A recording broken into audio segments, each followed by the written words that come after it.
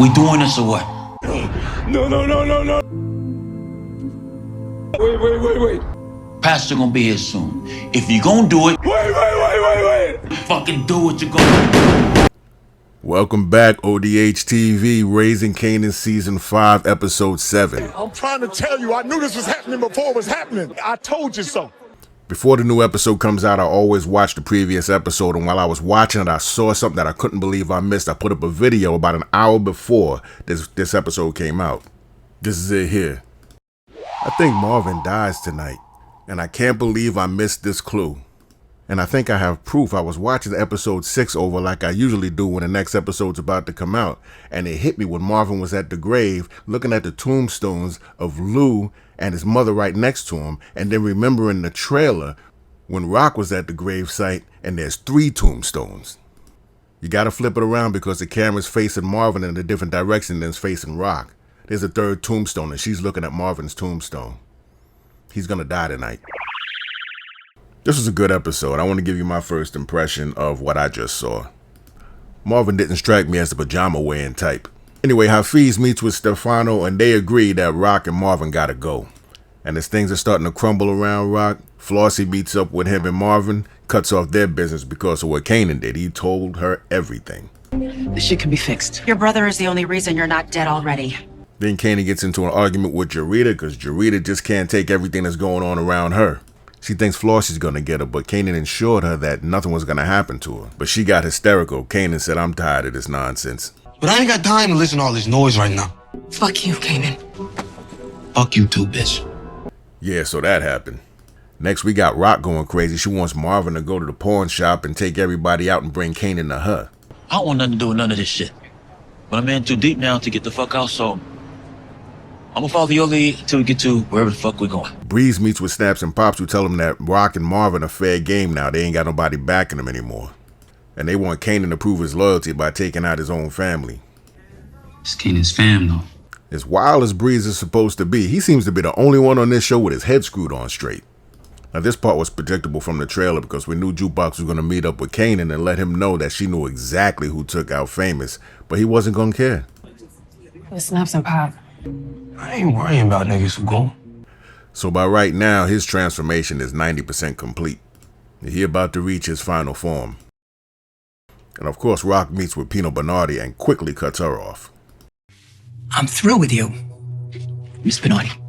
There's nothing left to say. She got no backing nowhere, and she's still talking crazy.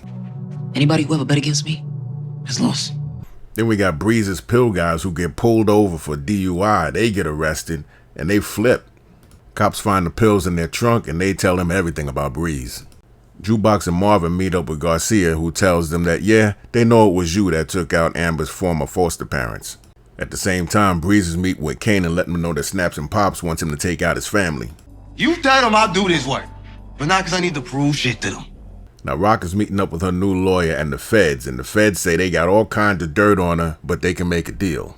Rock gets pissed, says you don't have anything on me, and storms out. So when she gets outside, she asks her lawyer what they talked about after she walked out the room, and he tells her it's looking real bad.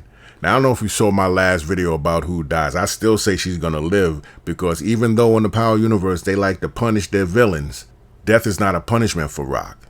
What's a punishment for Rock is her living, knowing that she lost and that she lost all her family. So she's gonna get away, probably make a deal, but she's gonna have to live with it. We're gonna see by the next episode because I told you what I thought was gonna happen. She's gonna be in Power Origins. I think we might get another one of these when she's walking in to go visit Kanan in jail. So instead of the way it went for Tariq when he got a letter from Ghost when he got sent to jail, it's gonna be an actual visit from his mother. And she's gonna tell him she knew this was gonna happen to him because he was reckless, but she still loves him. And she'll see him when he gets out.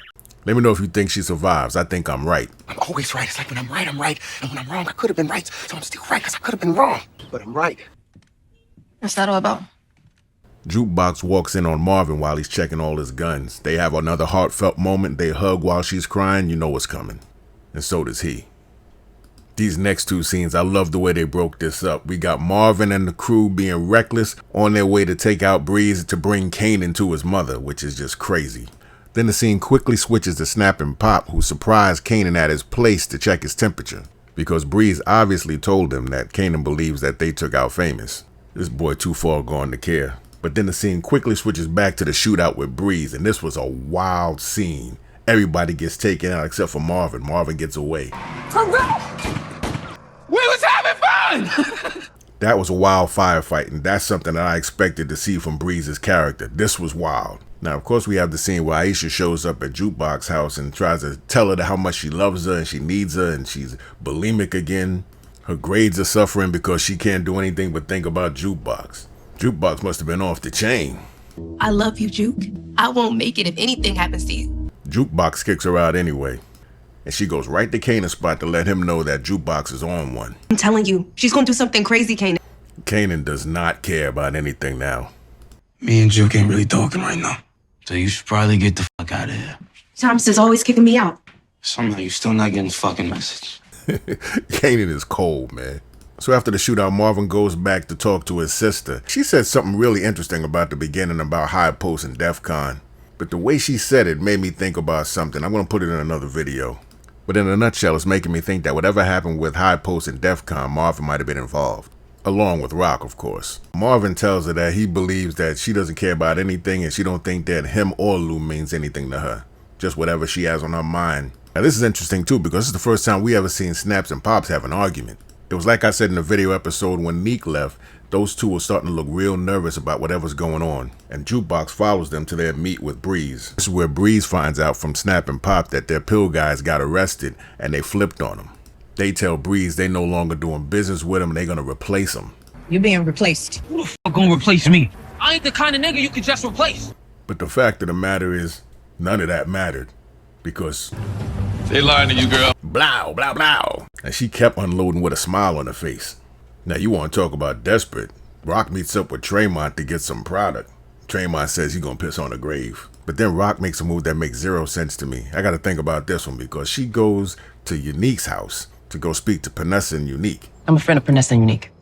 But Panessa's mother says, I know who you are, I'm calling the police. And if you come back around here again, I got a gun myself. And I know how to use it. I'm not understanding that play. She trying to get a new partner, or is it setting up for Unique to show up in episode 8 and maybe save her one last time?